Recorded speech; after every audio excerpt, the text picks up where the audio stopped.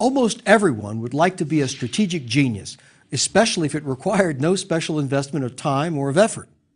But the mind is complex, and understanding how it reaches important decisions is the subject of entire fields of science and social science.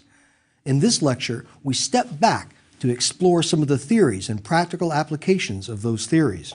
Our goals are to cultivate skills that can further improve our strategic decision-making, as well as avoid some of the pitfalls of irrational decision-making. We also learn what psychology teaches us about how the mind actually functions when making decisions, and how to identify and resist outside pressures that can distort our own cognitive processes. We can become better strategic analysts simply by avoiding psychological pitfalls that make us bad analysts. A strategic personality is more adept than the norm at developing powerful and effective strategy, and we can identify those characteristics, and we can cultivate them. The good news is that keen analysis, which is so central to strategic thinking, can be cultivated. There are cognitive decision-making processes that all people share to a degree. These processes, once understood, can be adjusted to yield advantageous decisions more often than before. We can also learn to avoid the thinking traps that tend to lead us astray. In turn, we can learn to craft strategy that has a greater chance of success by adapting our strategy to the difficult waters that make up the perplexing world of human behavior. The analytical process can help us discover what it is we do and why. This is where the mind clashes with the confusing outside world and attempts to make sense of it. We learn the barriers to perception and the weaknesses and biases in thinking processes, and why accurate analysis is so very tough. We become familiar with the group dynamics that yield suboptimal outcomes. And finally, we learn analytical tools and techniques designed to reveal and to overcome the distortions created by the various pathologies that affect our analysis. Intelligence analysts think and analyze for a living. They do this perhaps even more intensely and rigorously than many scientists in a laboratory. The stakes can be much higher, the time crunch even greater, and the sources of information and its sheer volume overwhelming. Most important, they're attempting to divine the capabilities and intentions of a moving target, other human beings acting in complex situations. Analysts examine large amounts of data, combing them for clues, patterns, linkages, according to a set of priority intelligence requirements. Cognitive psychology has much to say about how we process data and analyze it, especially when we're searching for particular intelligence that either corroborates or disconfirms our hypotheses. The analyst usually works with incomplete and often contradictory data. There are gaps in the information, and what information we do have, well, it may be ambiguous. To fill these gaps, the analyst uses what we call judgment. We use this word judgment often, but the ultimate nature of judgment remains a mystery. One dictionary definition of judgment is the process of forming an opinion, evaluation, estimate, notion, or conclusion by discerning and comparing, as from circumstances presented to the mind. Analysts fill gaps in their knowledge with their judgment, and this is a quality built up over time from experience, knowledge, consultation. Judgment necessarily means going beyond the available information. Richard Heuer notes that, quote, "It always involves an analytical leap from the known into the uncertain." Most of us fancy ourselves cool and rational people when it comes to making decisions. Well, sure, we'll make snap judgments on trivial issues, but where the big issues of the day are concerned, we believe we are spot on. And so, we investigate a bit. We accept the inputs as they come in. We strive to be objective about the issue at hand, and we affect a cool and rational attitude. We come to a conclusion based on the facts, and we make a decision or recommend a course of action. But the fact is, we don't think about thinking. We don't think anywhere near enough about thinking. And this is a basic finding of cognitive psychology. We remain unaware of the brain's functions, even as it yields results to us. We get our mind product without knowing its provenance. We don't understand how the human mind does what it does as it copes with an incredibly complex world. Much of what we know about decision-making, it comes from researchers who study human behavior in decision-making scenarios, both as individuals and in groups. Research has demonstrated, above all, our ignorance of how we think, how we perceive, what we remember, how we call upon that memory, and how we combine it with new information. These functions occur independently of any conscious direction on our part. All we know for certain are the results of our thought processes. One prominent cognitive psychologist, Reinhard Selten, put it this way: "We may decide what to think about, but not what to think." The results of thinking become conscious, but most of the procedure of thinking remains unconscious and not even accessible to introspection. We've tried to crack this nut of thinking about thinking. And one model of how we think is that we are rational beings who seek to maximize our utility. We consider a range of likely options, and we make the best choice. For a long time, this was a fundamental assumption of much of economic theory. But it's not really practicable, or even true. And most of us already know this. But the influential social scientist Herbert Simon modified this assumption and introduced us in 1957 to something he called bounded rationality. Now, thanks to Herbert Simon, we have a way to articulate the fact that we don't make purely rational decisions. Simon's fundamental insight was that we don't consider all information at our disposal. The world is too complex for that. Instead, we decide in an environment of what he called bounded rationality. This means that our rationality has limits. These limits can be information, the cognitive limits of our minds in handling large amounts of data, and the limited time available to us to make decisions. Simon contended, and subsequent research has confirmed, that before our minds ever begin to grapple with rational decision-making, the brain automatically filters the incoming information to make it more manageable. It reduces the choices for us. It does so on the basis of past experience, education, cultural values, role requirements, and organizational norms, as well as by the specifics of the information received. Our mental models don't always match up well to what's actually out there, particularly in high-stress, high-stakes situations. The mind simply can't cope with the vast sea of information cascading onto it, and so the mind constructs a simplified mental model of that reality, and that's what we work with. Within the boundaries of this simplified model of reality, well, we act rationally. Now, this view of the mind as filter and autonomous model maker is widely accepted. One of the most influential experts on intelligence analysis is Richard Heuer. He put it this way: people construct their own version of reality on the basis of information provided by the senses, but this sensory input is mediated by complex mental processes that determine which information is attended to, how it's organized, and the meaning that's attributed to it. Ironically, the folks who study a subject most intently and become experts on the subject are usually the most susceptible to falling into a reified mindset. This mindset can color and control our perceptions. Quote, "An experienced specialist may be among the last to see what is really happening when events take a new and unexpected turn. When faced with a major paradigm shift, analysts who know the most about a subject have the most to unlearn." An example of this occurred within the CIA during the period of upheaval in Europe in 1989 and 1990, known as the Velvet Revolutions.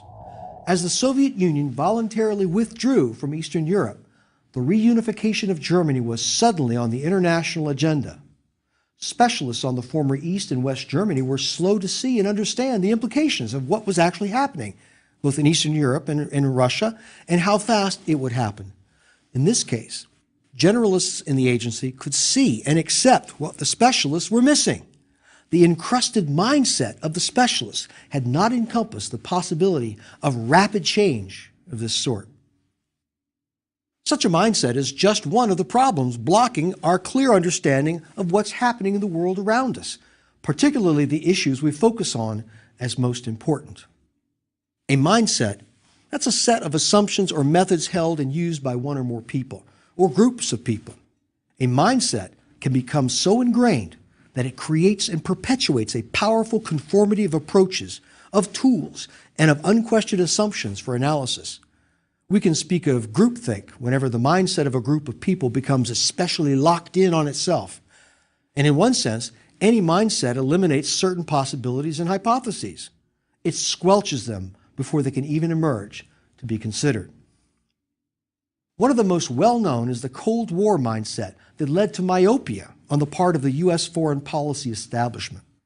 This myopia led to a framing focused almost exclusively on the U.S.-Soviet superpower rivalry. This two-actor rivalry colored conflict around the world. And because of this, anti-colonial and nationalist movements were automatically assumed to be part of the Soviet architecture for world revolution. It fostered reliance upon two-player game theory to explain what was going on, but which actually obscured what was going on in what was then commonly called the Third World. The Cold War mindset led the U.S. to ally itself with certain unsavory regimes in the 1950s, 1960s, and 1970s to counter what were perceived as aggressive Soviet moves in the Middle East, Africa, and Central and South America. This doesn't mean that mindset is inherently bad. In fact, for any aspiring strategic thinker, the point is to cultivate a strategic mindset. That is, a set of methods and assumptions most conducive to effective strategy. But there exist a number of strong barriers to perception, and this is why accurate analysis is so very tough. Generally speaking, decision makers face major challenges with respect to uncertainty. The human brain has trouble dealing with the natural fog of conflict. On top of that, the brain has to parse out the artificial uncertainty that opponents generate to deceive us. And finally, even as we grapple with this welter of uncertainties, our own natural biases and cognitive limitations impinge on our perception of these issues. As you can see, we have several issues that can interfere with accurate perception. This business of perception is really more complicated than most of us realize. Barriers to clear perception can warp our analyses, can cause us to stumble, and lead us unknowingly astray. Group decision-making dynamics make our task even more demanding. Here are just three of the barriers to our understanding. First, mindsets tend to be quick to form, but then resistant to change. Second, we tend to perceive what we expect to perceive. Third, new information is assimilated to existing images. Our mindset. We form mindsets quickly, but they are resistant to change. Once we achieve a certain mindset, or we accept a certain paradigm with regard to a group of issues, it locks us in analytically. It can become a mind rut. It's difficult to crowbar ourselves out of that mindset, even when we become aware of inaccuracies in that mindset. A common experiment that illustrates a mind rut is a graphic with several figures in a row, each more distorted from the original than the last. The sequence is carefully prepared so that the concluding image is actually an entirely different subject than the original. For example, when the subjects begin with the first figure, they might see an image of a man's face, but looking at each in turn, at some point, the figure of a woman may begin to be seen. The gradual transitions can make it quite difficult to notice that the final image is actually a quite different image, not just a distorted version of the original. And by contrast, subjects who are shown a single image recognize the changed image as a man or a woman sooner than those who view the image in a context of prior expectations. The mind rut suggests what makes sense and ought to be there, but it also suggests what we should ignore. In this way, our earliest experiences have already and mistakenly determined that these new developments are mere warts and distortions on a pattern that we already know, and preventing us from noticing new patterns that we ought to be noticing. We tend to perceive what we expect to perceive. As our analytical mindsets become rooted, we begin to take shortcuts in our decision-making. We begin to think in repertoires, in routines, and standard operating procedures. We think based on what we already know about a situation, and as a result, we have trouble processing truly new information. We interpret it and assimilate it with what we think we already know. Our expectations influence our perceptions. In short, you see what you expect to see, and you don't see what you expect not to see. Politicians, scientists, analysts, and businessmen retain these types of pre-existing images and beliefs even in the face of discrepant information. We become vested in our mindsets. Famous examples come to us from conflict. In World War II, the Germans shot down an Allied fighter over the city of Aachen. This indicated that the Allies had developed a long-range fighter plane to escort their bombers over Germany. But when informed of this information, the head of the German Luftwaffe said, "I'm an experienced fighter pilot myself. I know what's possible and what isn't. I officially assert that American fighter planes did not reach Aachen. I herewith give you an official order that they weren't there." When Germany attacked the Soviet Union in June of 1941, Joseph Stalin refused to believe the reports from his own units under attack. He had been warned by U.S., British, and his own intelligence sources that an attack was imminent. He ignored them. Belief in the paradigm of Soviet-German non-aggression was so strong as to overrule actual reports of the attack. Soviet units that reported the German attacks were not believed, and they were ordered not to respond to provocation by firing back. It took 2 full weeks for Stalin to process the dissonant information that had challenged his mindset with regard to Germany. In that period, it's reported that he suffered a short-lived nervous breakdown. As you see, expectations can be very strong. We develop our expectations from many different sources, such as past experience, professional training, and cultural and organizational norms, and sometimes just habit. Look at these diagrams, each with a well-known phrase. Now look again. Did you notice the additional word? It's more than likely you didn't, because we have been conditioned to see what we expect to see and overlook that which we do not expect. We tend to assimilate new information to existing images. The order in which we receive information can affect how it's used. We receive information and we begin to process and to build our story. Additional information is then added to the story and substantiates it. In this way, subsequent information is treated not independently, but in relation to thought processes and theories already underway. When we receive information this way, in small increments, we tend to assimilate it into our existing worldview. Now, this incrementalism can lead us to false conclusions. This happened to the U.S. intelligence community prior to the 1973 Arab-Israeli War, a possible conflict that U.S. intelligence had not anticipated. Analysts were proceeding on the basis of the day's intelligence received, rapidly assimilating it with the narrative that was already constructed from the previous day. This gave rise to an ongoing assembly line intel narrative rather than a coherent understanding of the big picture derived from systematic consideration of an accumulated body of integrated evidence. Finally, the group dynamic that yields suboptimal outcomes is revealed. What about group decision-making and problem-solving? Several pathologies afflict decision-making in groups. The variables go up with every additional person, complicating what is already a very complex process. Political considerations enter into the deliberations, along with tendencies of groups to take on dynamics of their own. In other words, a group is much more than the sum of the individuals who comprise them. People behave differently in groups and in group decision-making. They reinforce each other's inclinations. Those who disagree tend to be forced out and replaced with team players. Irving Janis investigated the effects of group dynamics on decision-making and found that concern for group solidarity and consensus-seeking could degrade the quality of strategic decision-making. Janis offered as examples the Bay of Pigs invasion decision by John F. Kennedy's team in 1961, and later, the cover-up of the Watergate burglary in 1973 and 74 by President Richard Nixon and his circle of advisors. Both political crises exhibited symptoms of groupthink that led to a series of poor decisions resulting in disasters in both cases. These 8 symptoms cluster around the overestimations of the group's power and morality, a tendency toward closed-mindedness, and pressures to conform and achieve consensus. Illusions of invulnerability that create excessive optimism and encourage risk-taking.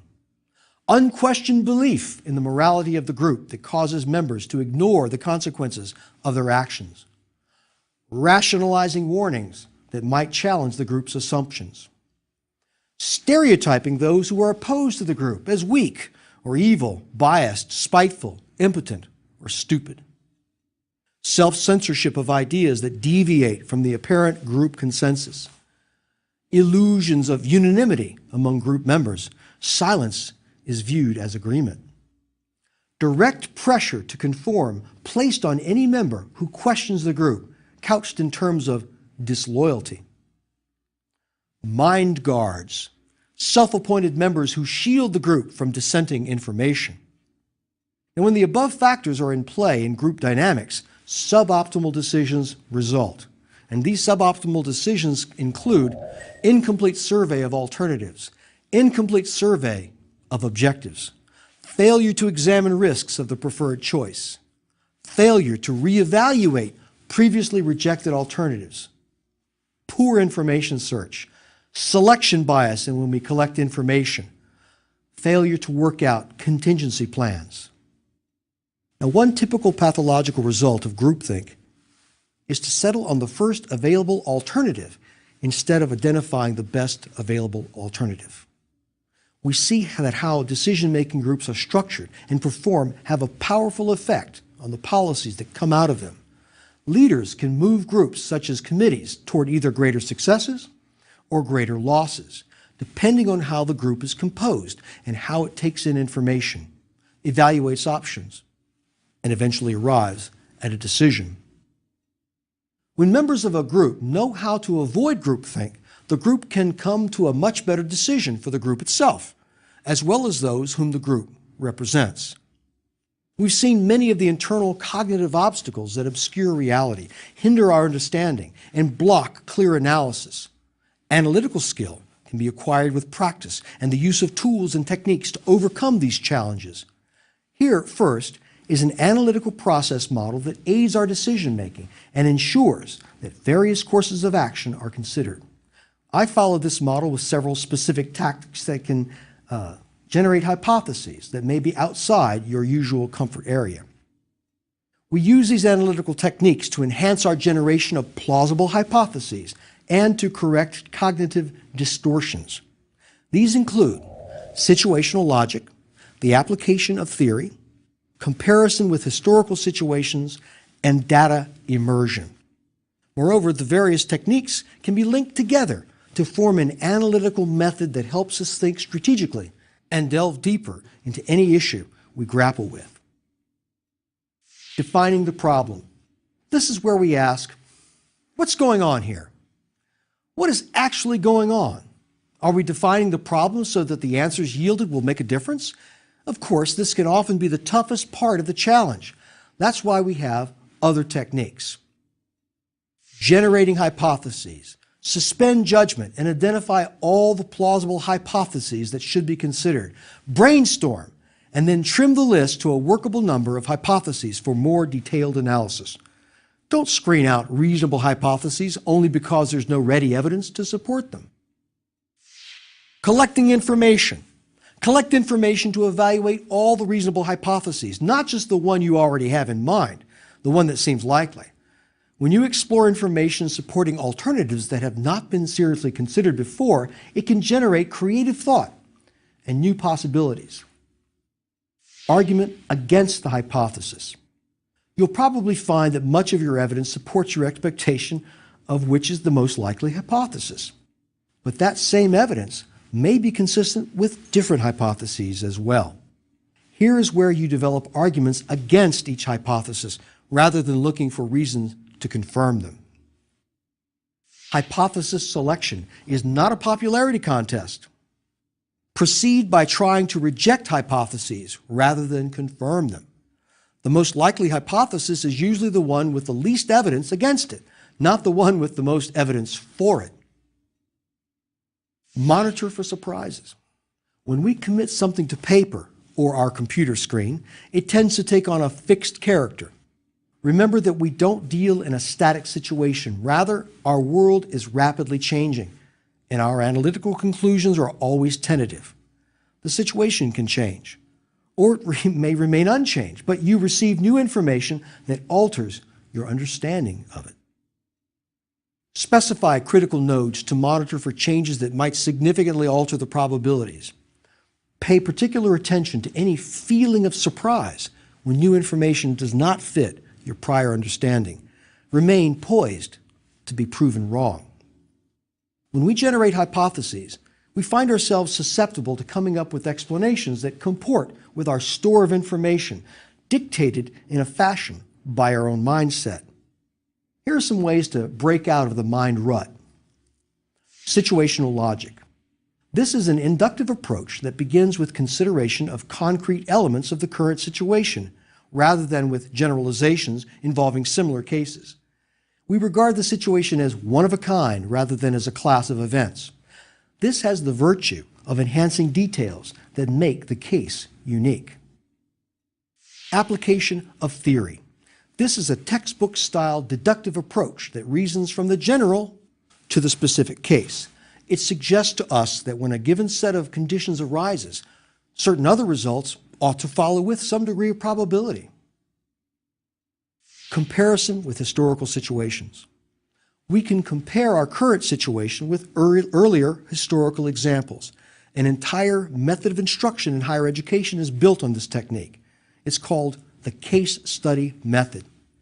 Historical cases are dissected to understand the event and how actors arrived at their decisions, whether good or bad. We seek understanding of current events by comparing them with historical precedents in the same country or with similar events in other countries. We can then fill in the gaps of our current knowledge by looking at the historical analog. This has a danger when we apply an historical analogy indiscriminately. For instance, after Neville Chamberlain's debacle at Munich in 1938, the appeasement analogy was used for decades as a negative example that eliminated certain diplomatic options in foreign affairs. No one, of course, wanted to be accused of appeasement in dealing with other nations. Finally, data immersion. One method of analysis, if used judiciously, can aid the clarification process. The analyst immerses himself in the data while consciously suppressing any preconceptions. The idea is that patterns emerge from the data that can then be tested. Now, this method has problems in that data, numbers, facts never speak for themselves. But as a means of jump-starting original thinking, it can be useful if other techniques are overused. Now, the world of cognitive psychology is always changing and pursuing new research agendas into how the mind works. There's always more to learn about how the mind functions when working on a problem. For strategy, it's especially important to recognize and to resist both outside distortions that can interfere with analytical clarity and ways that our internal cognitive processes can also distort our perception of the outside world. We've seen how we can be more conscious of how we perceive the world, reduce the degree to which we misperceive it, and in the process, develop a more fully strategic personality. Refining our practical understanding of the perplexing world of human behavior takes time, but on that basis, we can learn to craft strategy and behave strategically in ways that have a greater chance of success.